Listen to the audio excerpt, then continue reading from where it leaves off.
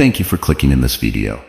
Imagine walking through the dimly lit corridors of an old hospital, only to realize you're not alone.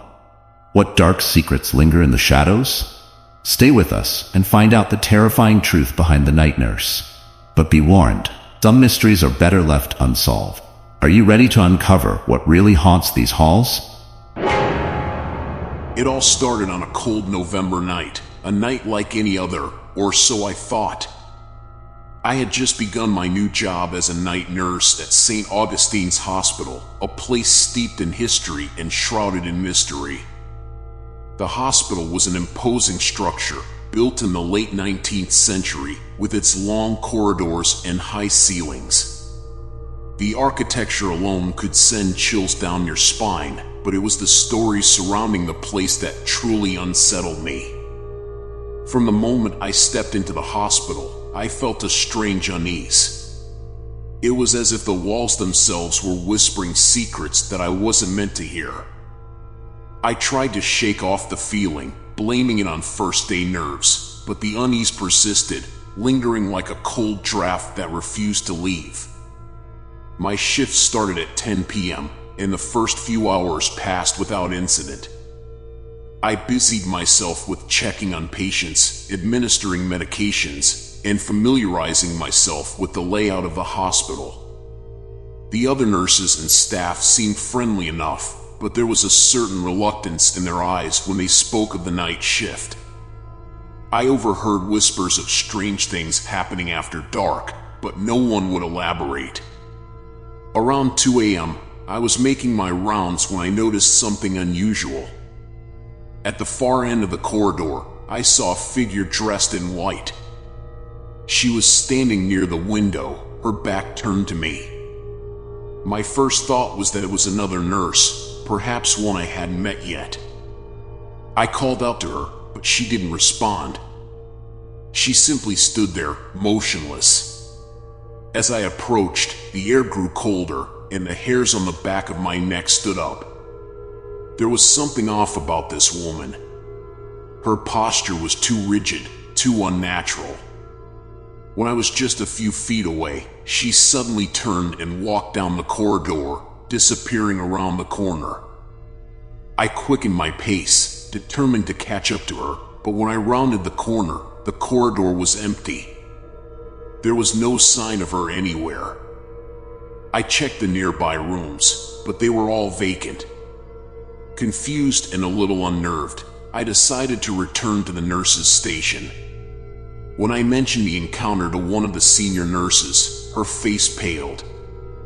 "You saw her, didn't you?" she asked, her voice barely above a whisper. "Saw who?" I asked, my curiosity piqued. "The white lady," she replied. "She's been seen by several nurses over the years. They say she's the spirit of a nurse who died here under mysterious circumstances." I felt a chill run down my spine as I listened to her words. The rational part of my mind wanted to dismiss the idea as nothing more than an old ghost story, but the unease I felt told me otherwise. Something wasn't right about this place, and I was beginning to wonder if I had made a terrible mistake by taking this job. That night, as I drove home, I couldn't shake the image of the woman in white from my mind. Who was she? Why was she still here? And most importantly, what did she want? The answers to those questions would come sooner than I expected, and they would lead me down a path of terror I never could have imagined. I returned to St. Augustine's the next night with a heavy heart. The encounter with the white lady lingered in my mind, and I couldn't help but feel a growing sense of dread. The hospital, which had seemed merely old and slightly eerie the day before, now felt like a living entity, its walls pulsating with secrets and hidden histories. The night began as usual, with the routine tasks that occupied the first few hours of the shift. I forced myself to stay focused, to keep my mind on the work at hand, but it was impossible to ignore the sensation of being watched. Every creak of the floorboards, every flicker of the lights, set my nerves on edge. Around midnight, the hospital seemed to settle into an unnatural silence. Even the usual hum of the machinery seemed muted, as if the building itself was holding its breath.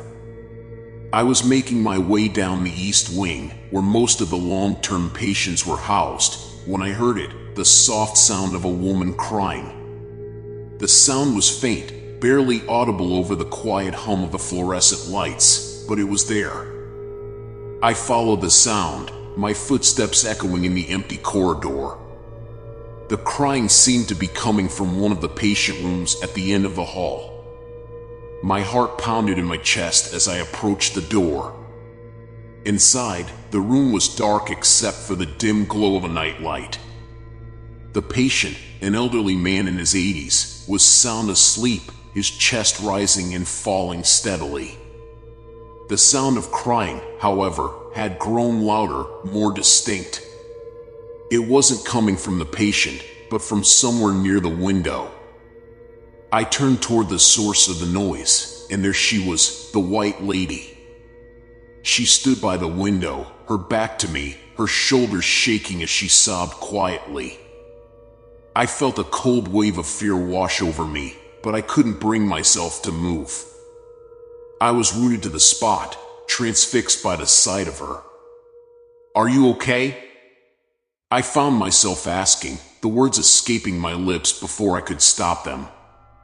The crying ceased abruptly, and for a moment, there was only silence. Then, slowly, she turned to face me. Her face was pale, almost translucent, and her eyes were hollow, filled with an unspeakable sadness. She looked directly at me, and in that moment, I felt an overwhelming sense of sorrow, as if her grief was being transferred to me. Before I could react, she vanished, disappearing into thin air as if she had never been there at all.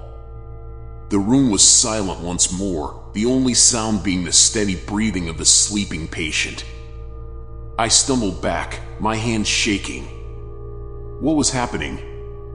Was I losing my mind, or was there truly something supernatural at work here? I couldn't stay in the room any longer. I needed answers, but more than that, I needed to get out of that hospital, even if only for a few moments. As I exited the room, I nearly collided with a fellow nurse, a woman named Sarah who had been working at St. Augustine's for several years. She looked at me with concern, noticing my pale complexion. "Are you all right?" she asked, her voice tinged with worry. I saw her again," I stammered. "The white lady." Sarah's expression darkened, and she glanced around nervously before pulling me aside. "You need to be careful," she whispered. "There's more to this place than what meets the eye. The white lady, she's not just a ghost. She's a warning." "A warning? About what?" I asked, feeling a chill run down my spine. But before Sarah could answer, the lights flickered, and the sound of distant footsteps echoed through the empty corridor. We both turned toward the sound, but there was no one there.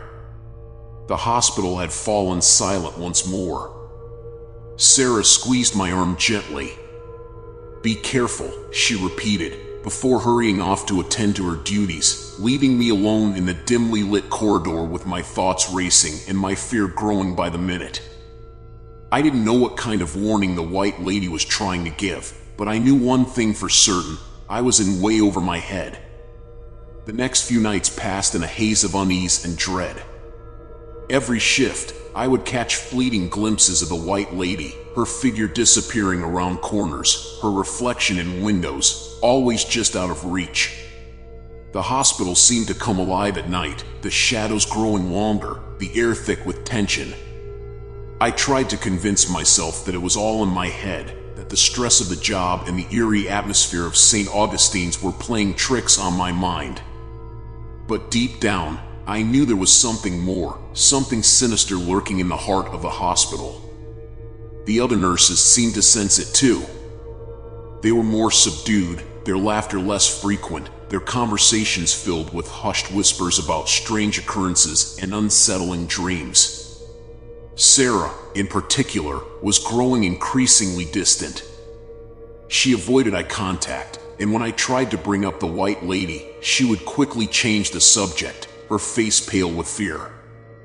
One night, about a week after my first encounter with the apparition, I decided I couldn't take it anymore. I needed to know the truth. I needed to understand what was happening in this place, and more importantly, why. I began my investigation in the hospital's archives, a dusty room in the basement that hadn't seen much use in years. The room was filled with old records, patient files, and medical journals, all yellowed with age. I spent hours combing through the documents, searching for any mention of the white lady or of any unexplained deaths or disappearances. It was nearly midnight when I stumbled upon an old newspaper clipping from the early 1900s. The headline read, "Nurse Found Dead in Mysterious Circumstances." My heart raced as I read the article, which detailed the tragic death of a young nurse named Emily Carson, who had been found lifeless in one of the hospital rooms late one night. The cause of death was never determined, and her death was eventually ruled as a suicide, though many of her colleagues believed otherwise.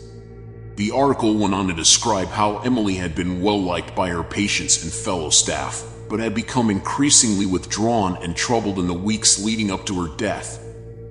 Some claimed that she had been haunted by visions of a woman in white, a ghostly figure that appeared to her in the dead of night, whispering terrible things in her ear. I felt a chill run down my spine as I realized the implications of what I had just read. Emily Carson was the White Lady. She had been tormented by the same apparition that now haunted me, and it had driven her to her death. But why? What had she done to deserve such a fate? And more importantly, what did the White Lady want from me? I didn't have much time to dwell on these questions, as the sound of footsteps echoed through the basement. I quickly shoved the newspaper clipping into my pocket and turned to face the door, expecting to see one of the other nurses. Instead, I was met with the sight of the White Lady, standing in the doorway, her hollow eyes fixed on me. She didn't move, didn't speak, but I could feel her presence pressing down on me, suffocating me with a cold, otherworldly energy. I wanted to scream, to run, but I was frozen in place, my body paralyzed with fear. Slowly, she raised a hand and pointed at something behind me. I turned to see what she was pointing at, and my heart nearly stopped. There, on the floor of the archive room, was an old, crumpled piece of paper. I picked it up with trembling hands and unfolded it. The paper was a letter, written in shaky, almost illegible handwriting. It was from Emily Carson, addressed to anyone who might find it. The letter detailed Emily's experiences with the White Lady, how she had been haunted by the ghost for weeks, how it had whispered dark secrets and terrible truths to her in the dead of night. The last line of the letter sent chills down my spine. She told me the truth about St. Augustine's.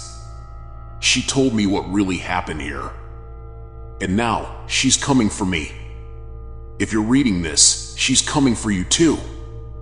The letter ended abruptly, as if Emily had been interrupted while writing it. I felt a cold sweat break out on my forehead as I realized the full gravity of the situation. The White Lady wasn't just a ghost, she was a harbinger of something far worse. And whatever she had revealed to Emily, whatever dark secret she held, it was something I was now a part of. I looked up from the letter, but the White Lady was gone. The basement was empty, the only sound the faint hum of the fluorescent lights overhead. I was alone, but I knew I wasn't safe. The White Lady had chosen me, just as she had chosen Emily. And now, I was next. After that night in the archives, everything changed. The hospital no longer felt like a place of healing. It had become a labyrinth of fear, where every shadow seemed to harbor unspeakable secrets. My sleep was plagued by nightmares, each more vivid and terrifying than the last. In every dream, the white lady appeared, her hollow eyes watching me, her silent presence a constant reminder of the doom that awaited me. I could no longer ignore the truth. I was being hunted. But hunted by what? A spirit? A curse? Or something far worse that defied explanation? I began to isolate myself from the other staff members.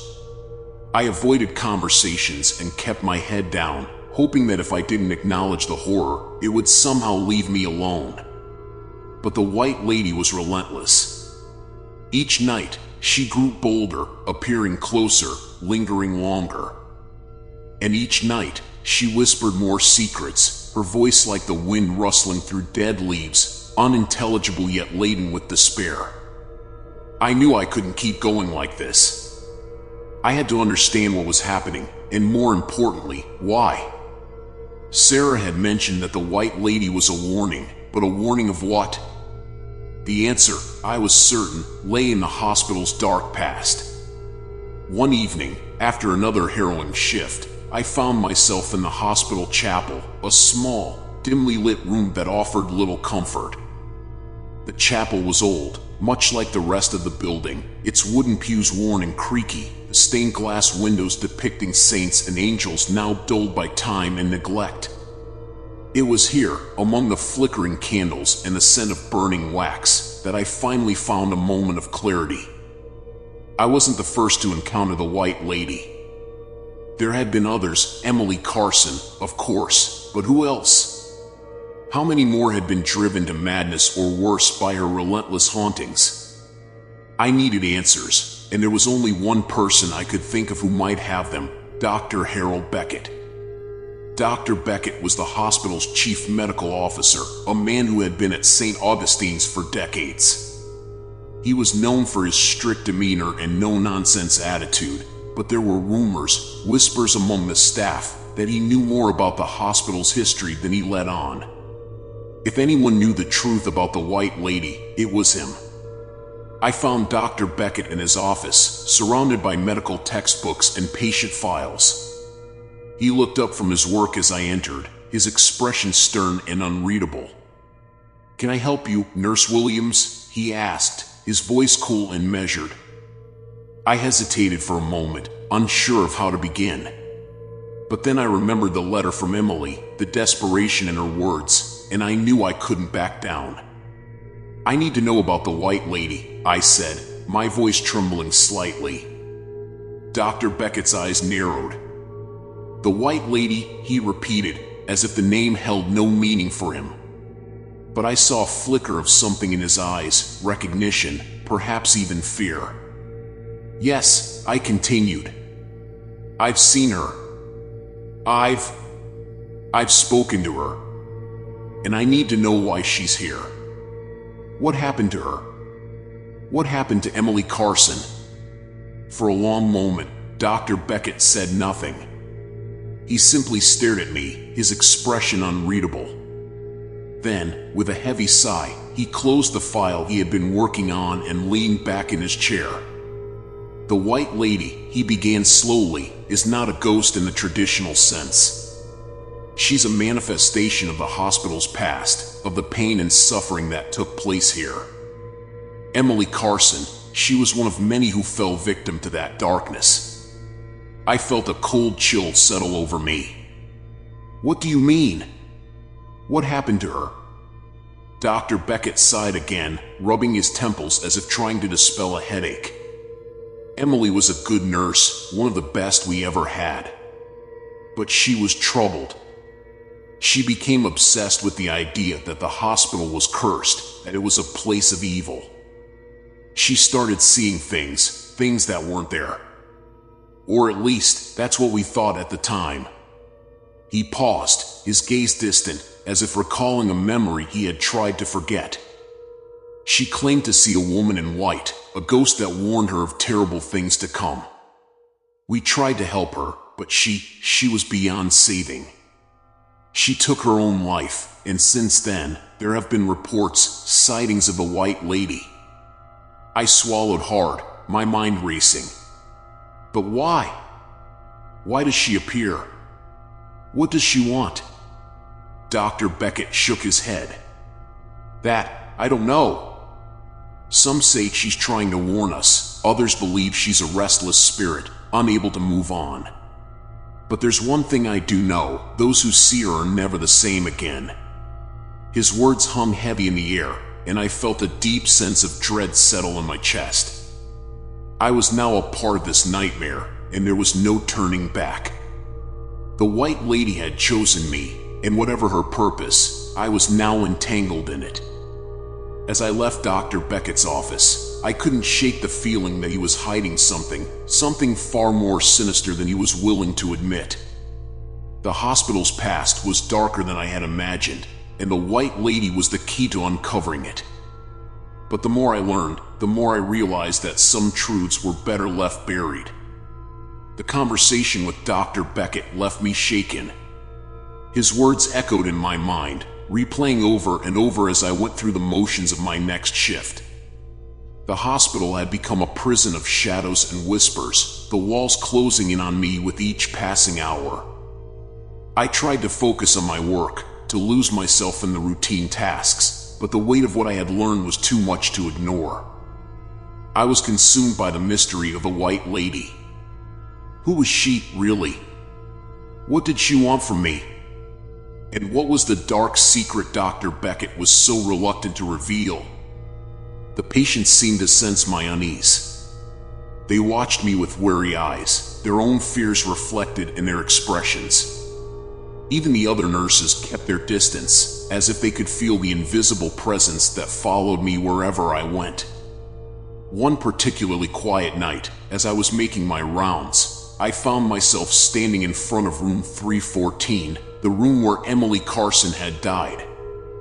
The door was closed, the number plate tarnished with age. I had passed by this room countless times before, but tonight it called to me, as if daring me to enter. I hesitated, my hand hovering over the doorknob. I could feel my heart pounding in my chest, the fear tightening its grip on me. But I had to know. I had to see what was inside. With a deep breath, I turned the knob and pushed the door open. The room was dark, the only light coming from the faint glow of the street lamp outside the window. The air was heavy, filled with the scent of stale antiseptic and something else, something rotten, decayed. The bed was neatly made, the sheets crisp and white, but the atmosphere was anything but clean. It felt tainted. As I stepped inside, I felt a sudden chill, as if the temperature had dropped several degrees. I could see my breath in the air, and the hairs on the back of my neck stood on end. Something was wrong here, terribly wrong. I moved closer to the bed, my footsteps muffled by the old linoleum floor. There, on the nightstand, was a small, worn journal, its pages yellowed with age. My hand trembled as I reached for it, my fingers brushing against the leather cover. I opened the journal, the pages crackling softly as I flipped through them. The handwriting was small and neat, but as I read, I realized it was filled with a growing sense of panic and fear. It was Emily's journal, her last thoughts, her final descent into madness. The entries started out innocuous enough, detailing her daily routines and interactions with patients. But as I read on, the tone shifted. She began to write about the White Lady, describing her appearances in chilling detail. Emily's words were frantic, desperate, as she recounted the things the ghost had shown her, the images of death and suffering, the voices that whispered in her ear, the overwhelming sense of dread that consumed her. One passage, in particular, stood out to me. She told me about the others. The ones who came before. The ones who suffered, who died in agony. She showed me their faces, their twisted, tormented faces. And she said I would join them, that my soul would be lost in the darkness, just like theirs. I can't escape her. She's always there, watching, waiting. And I know that soon, she will come for me. I could feel the blood drain from my face as I read those words. Emily had been tormented, driven to madness by the same ghost that now haunted me. And the others, who were they? What had they suffered, and why had they been forgotten? I turned the page, but the rest of the journal was blank. Emily had never finished it, her final thoughts lost to the void. But the fear she had felt, the terror that had consumed her, it was all too real. And it was happening to me. Suddenly, the door to the room slammed shut, the sound reverberating through the small space like a gunshot. I jumped, the journal slipping from my hands and falling to the floor with a dull thud. My heart raced, the adrenaline surging through my veins as I spun around, expecting to see the white lady standing behind me. But the room was empty, save for the shadows that danced on the walls, cast by the flickering light outside. The silence was deafening, pressing down on me like a weight. I could hear my own breath, shallow and ragged, as I backed away from the bed, my eyes darting around the room. And then I heard it, a soft, almost imperceptible whisper, coming from the corner of the room. I couldn't make out the words, but the tone was unmistakable. It was a voice filled with sorrow, with pain, with an unrelenting sense of despair. I turned slowly, my gaze falling on the darkened corner. There, just barely visible in the gloom, was the faint outline of a figure, a woman, her form translucent and ethereal, her eyes hollow and empty. The white lady. She didn't move, didn't speak, but I could feel her presence, cold and malevolent. I wanted to scream, to run, but my body refused to obey. I was rooted to the spot, my heart pounding in my chest, my mind racing with 1,000 unanswered questions. And then, just as suddenly as she had appeared, she was gone. The room was empty once more, the oppressive silence returning with a vengeance. I stumbled out of room 314, my mind reeling, my heart still racing. The hospital seemed darker than before, the shadows deeper, the air thicker. I knew now that I was in too deep, that the white lady had set her sights on me, just as she had on Emily. But there was no turning back. I had to uncover the truth, no matter the cost. I had to know what had happened in this hospital, what had driven Emily to her death, and why the white lady had chosen me. Because if I didn't, I knew that I would be next. The days blurred together, each shift an agonizing stretch of time where fear lurked in every shadow. My nights were haunted by restless sleep, plagued by dreams of the white lady, her hollow eyes, and the unbearable sorrow that seemed to seep from her very being. I awoke drenched in sweat, her whispers echoing in my ears, leaving me more exhausted than when I had gone to bed. Yet, no matter how terrified I was, I couldn't shake the need to know more. The journal had opened a door, revealing a glimpse into the hospital's dark past, but it wasn't enough. I needed answers. Who were the others Emily had written about? What had happened to them? And most importantly, what had caused this place to become a haven for such malevolent energy? I started spending my breaks in the hospital's archives, a dusty, forgotten room in the basement filled with old records and files. The air down there was thick with the scent of mildew and decay, the dim lighting casting eerie shadows across the rows of filing cabinets. It was as if time had forgotten this place, just as it had forgotten the people who had once been part of the hospital's history. I combed through countless files, flipping through yellowed papers and faded photographs. Most of the records were mundane, patient logs, staff schedules, maintenance reports.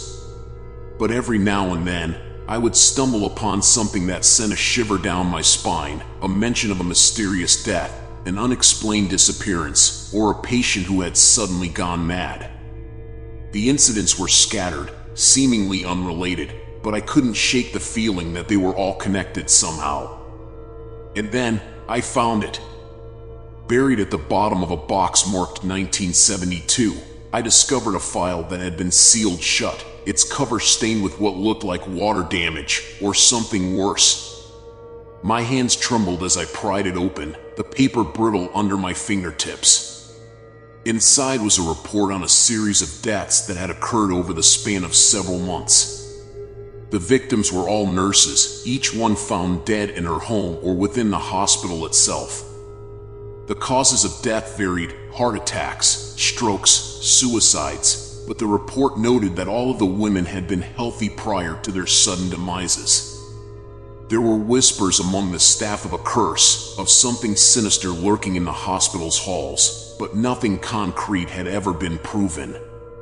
One name stood out among the victims: Margaret Harlow. The report described her as a dedicated nurse, well-liked by her colleagues and patients alike. But it was her manner of death that caught my attention. Margaret had been found in room 314, the same room where Emily Carson had died. According to the report, she had been alone at the time, her body discovered the next morning by a fellow nurse. The official cause of death was listed as cardiac arrest, but the details were vague, the language carefully chosen to avoid raising too many questions. My heart raced as I pieced the information together. Margaret Harlow must have been the White Lady. She had died under mysterious circumstances, and her spirit had been trapped in the hospital ever since. But why? What had happened to her that night, and why had her death been shrouded in such secrecy? I knew I had to dig deeper to uncover the truth that had been buried for so long. But as I gathered up the files, I felt a sudden chill, as if the temperature in the room had dropped several degrees. The shadows in the corners seemed to stretch and twist, reaching out towards me with invisible hands. The air grew thick, making it difficult to breathe, and I felt a cold sweat break out on the back of my neck. I wasn't alone down here. I turned slowly, my eyes scanning the dimly lit room. For a moment, everything was still, the only sound the faint hum of the overhead lights. But then, out of the corner of my eye, I saw her, the White Lady, standing at the far end of the aisle, her figure barely visible in the gloom. She didn't move, didn't make a sound. But I could feel her presence, heavy and oppressive, as if she were trying to convey something to me, some terrible truth that had been hidden for too long. The air around her seemed to shimmer, distorting the space as if reality itself was bending under her influence. I couldn't tear my eyes away from her, even as fear clawed at my insides.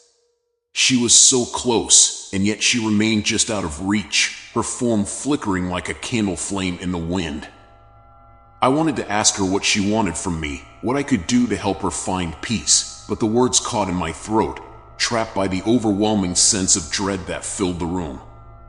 And then, in an instant, she was gone. The air cleared, the temperature returning to normal, and I was left standing there, alone in the oppressive silence of the archives. My hands were shaking as I clutched the file to my chest, the weight of what I had discovered pressing down on me like a physical burden. I knew now that I was in over my head, that whatever had happened to Margaret Harlow and the others was far more sinister than I had imagined. But there was no turning back. The truth was out there, buried beneath layers of time and deceit, and I was the only one who could uncover it. The White Lady wasn't just a ghost, she was a victim, a soul trapped in a nightmare that had no end. And I was determined to set her free, no matter the cost. Returning to the night shift after my unsettling discovery felt like stepping into another world, a world where the line between reality and nightmare blurred more with each passing hour. The once familiar corridors of the hospital had transformed into a labyrinth of shadows, each one potentially hiding something far worse than I could imagine. Every creak, every whisper of wind against the windows seemed amplified, carrying with it the echoes of the past. I had the file on Margaret Harlow tucked safely in my locker, away from prying eyes. But its contents weighed heavily on my mind, the pieces of the puzzle slowly starting to form a clearer picture, one that terrified me more than I cared to admit. I had uncovered the truth about the White Lady, but I knew there was more to the story, something that had been deliberately hidden, and I was determined to find it. That night, I found myself once again on the 7th floor, drawn there by an inexplicable pull. The air was thick with tension, the silence oppressive, as if the building itself was holding its breath.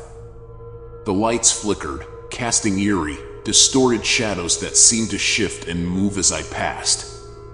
My footsteps echoed in the empty corridor, a reminder that I was alone. At least, that's what I tried to tell myself. But deep down, I knew I wasn't alone. I reached the end of the corridor, stopping outside room 314. The door was ajar, the darkness inside impenetrable. I hesitated, my hand hovering over the doorknob, heart pounding in my chest. Every instinct screamed at me to turn back, to leave this place and never return, but the need to know, to understand, was stronger than my fear. I pushed the door open and stepped inside. The air was stale, carrying the faint scent of antiseptic and something else, something rotten. I could barely see a foot in front of me, the dim light from the corridor barely penetrating the darkness. The room felt colder than the rest of the floor, as if the temperature had dropped several degrees the moment I crossed the threshold. I reached for the light switch, but my fingers found nothing but empty space. Panic began to rise, but I forced myself to stay calm, my eyes slowly adjusting to the darkness. And then, out of the corner of my eye, I saw her. The white lady stood by the window, her back to me, her form barely visible in the dim light. She seemed more solid this time, less of a ghostly apparition and more of a real, tangible presence. Her long, white dress flowed around her like mist, her hair falling in dark, tangled waves down her back. I could feel the air around her growing colder, as if she were drawing the warmth from the room itself. She didn't move, didn't acknowledge my presence, but I could sense her awareness of me.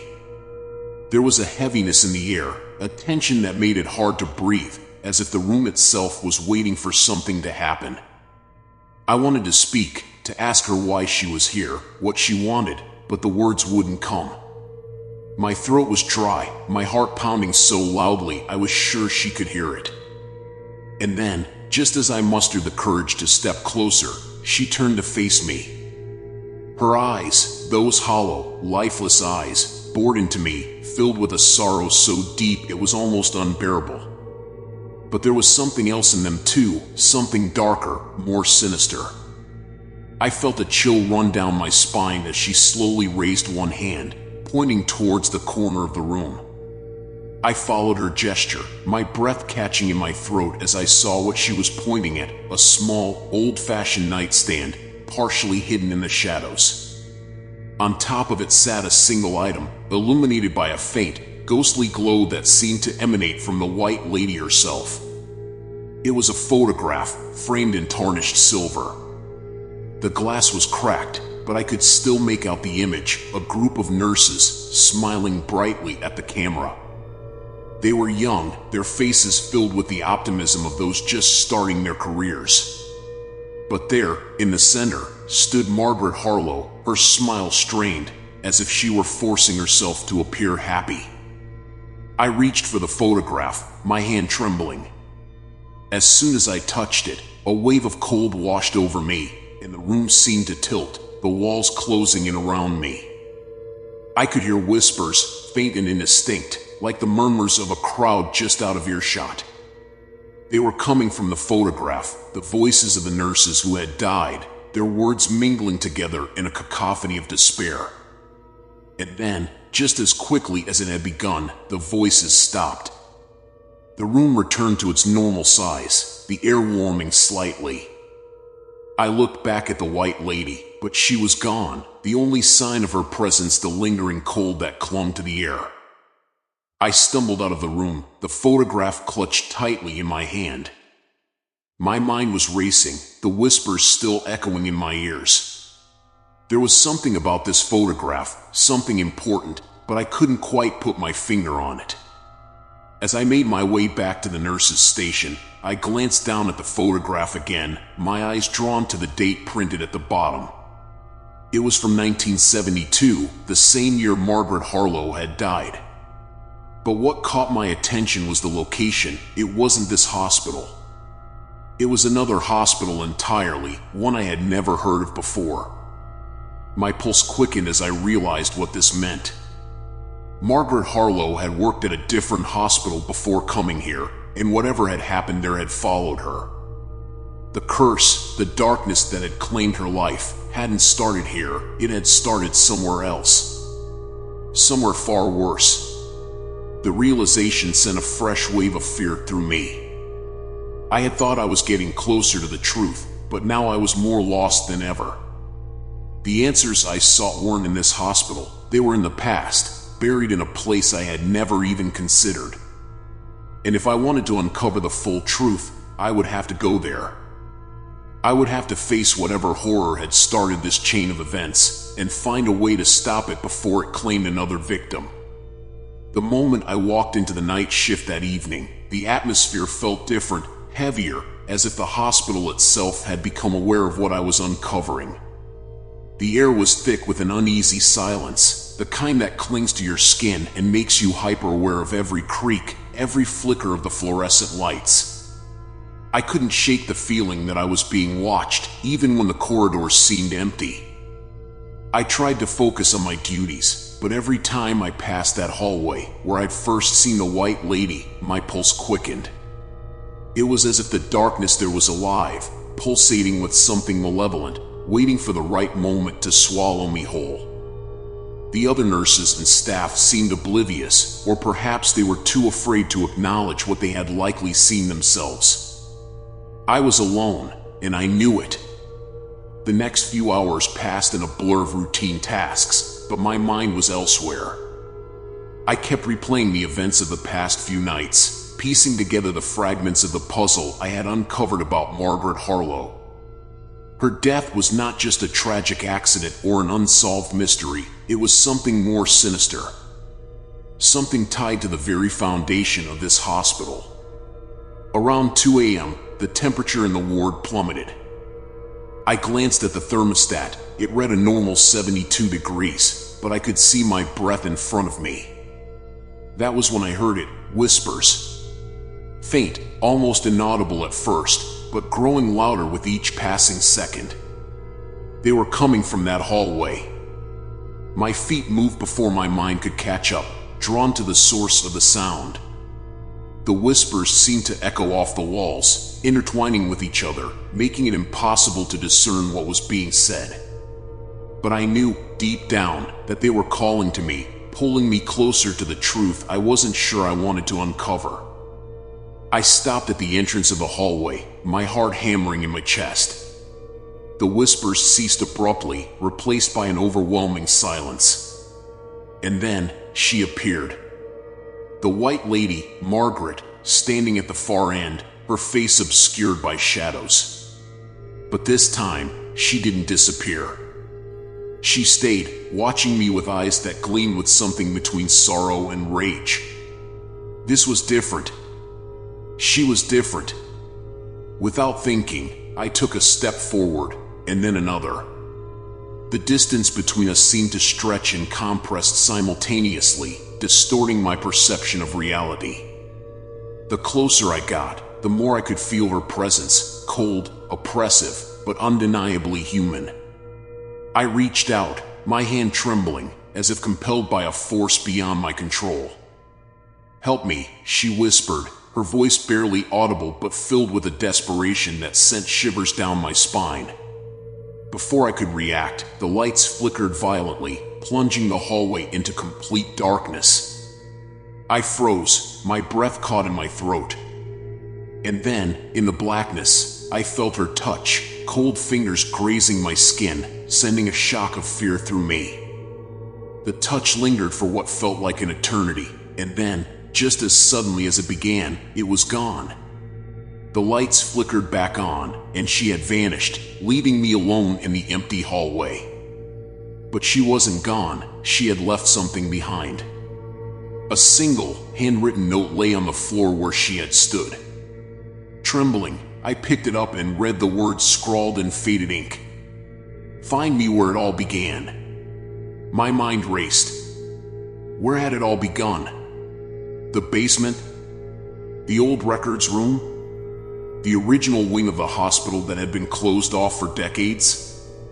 The realization hit me like a ton of bricks. Margaret wasn't just haunting the hospital. She was trying to lead me to something, to the truth of what had happened to her, and why her spirit couldn't rest. I knew where I had to go, but fear gripped me. Whatever I was about to uncover wasn't just the story of a restless spirit. It was something far darker, something that had been buried deep within the hospital's walls for years. And now, it was my turn to face it. Taking a deep breath, I steeled myself for what lay ahead. The night was far from over, and I was about to descend into the heart of the hospital's darkness, a place where no one, not even the bravest souls, dared to go. But I had no choice. I made my way to the original wing of the hospital, a part of the building that had been sealed off for years. The air grew colder as I approached, each step echoing in the abandoned corridor. The fluorescent lights flickered overhead, casting erratic shadows on the cracked walls. It was as if the hospital itself was trying to warn me, to push me away from whatever truth was hidden in that forgotten place. The entrance to the old wing was marked by a heavy, rusted door. The paint had long since peeled away, revealing the corroded metal beneath. I hesitated, my hand hovering over the doorknob. A part of me wanted to turn back, to leave the hospital and never return. But Margaret's whispered plea still echoed in my mind, "Find me where it all began." I grasped the cold metal and turned the knob. The door groaned in protest, resisting my efforts as if it too was reluctant to let me in. With one final push, it creaked open, revealing the darkened hallway beyond. The air inside was musty, filled with the scent of decay and abandonment. My footsteps stirred up clouds of dust as I ventured deeper into the wing. The walls were lined with old medical equipment, some of it rusted and broken, others still eerily intact.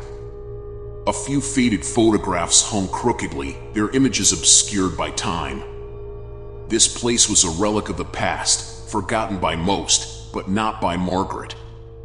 I followed the narrow corridor, guided by an unseen force.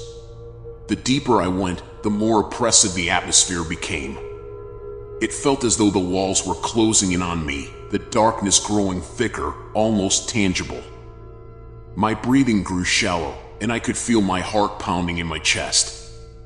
At the end of the hallway, I found a door, slightly ajar. Faint light seeped through the crack, casting a thin beam onto the floor. I approached cautiously, pushing the door open with the tip of my shoe. The room beyond was small, cluttered with old files and boxes stacked haphazardly. But it wasn't the room itself that drew my attention, it was what lay at the center. There, in the middle of the room, stood an old hospital bed. The sheets were yellowed with age, but they were unmistakably stained with something darker, something that had long since dried but still carried the weight of the past.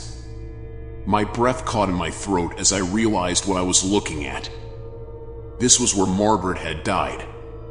The air around me grew colder, and the room seemed to shift, the shadows deepening. I could feel a presence with me, watching, waiting. And then I saw her, Margaret, standing at the foot of the bed, her form translucent but unmistakably there.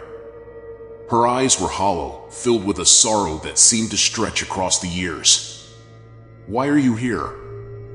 I whispered, my voice trembling. She didn't respond, but her gaze shifted to something behind me. Slowly, I turned, and that's when I saw it, a small, hidden door in the corner of the room, almost invisible against the wall. It was no more than a crawl space, but I knew instinctively that it led somewhere important. Margaret's figure flickered, her outline wavering as she took a step toward the door. I followed her lead, crouching down to push the door open. It revealed a narrow passage, barely wide enough for a person to squeeze through. The air inside was damp, and a chill ran down my spine as I crawled into the darkness.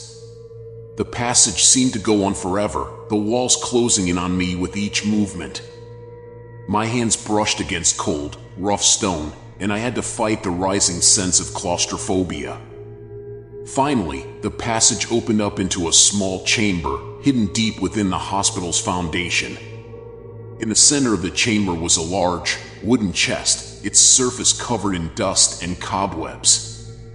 I approached it cautiously, my hands trembling as I lifted the heavy lid.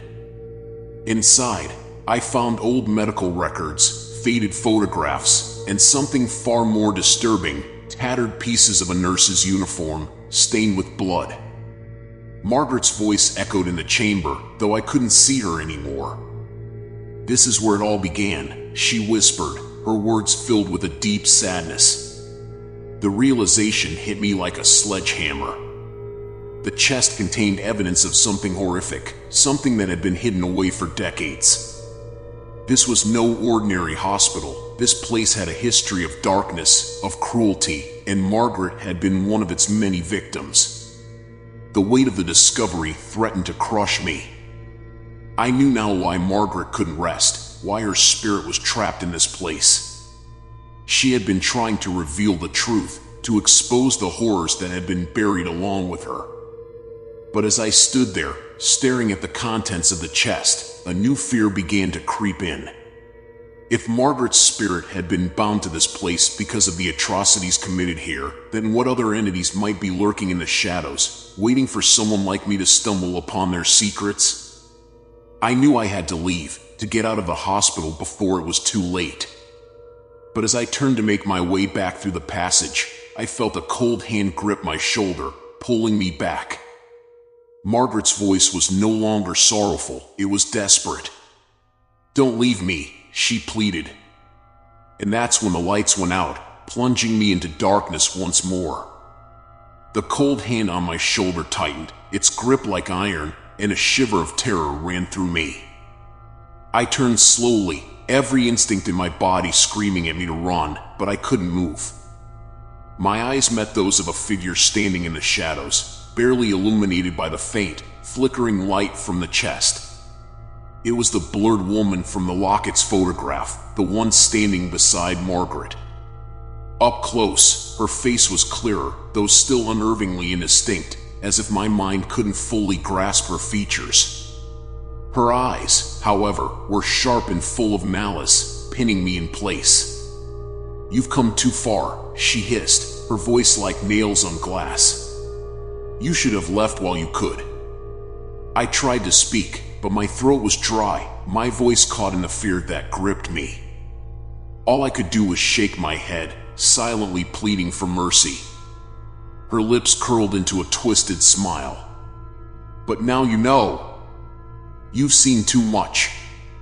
The room around us began to shift, the walls seeming to close in, warping and distorting as if the very fabric of reality was unraveling.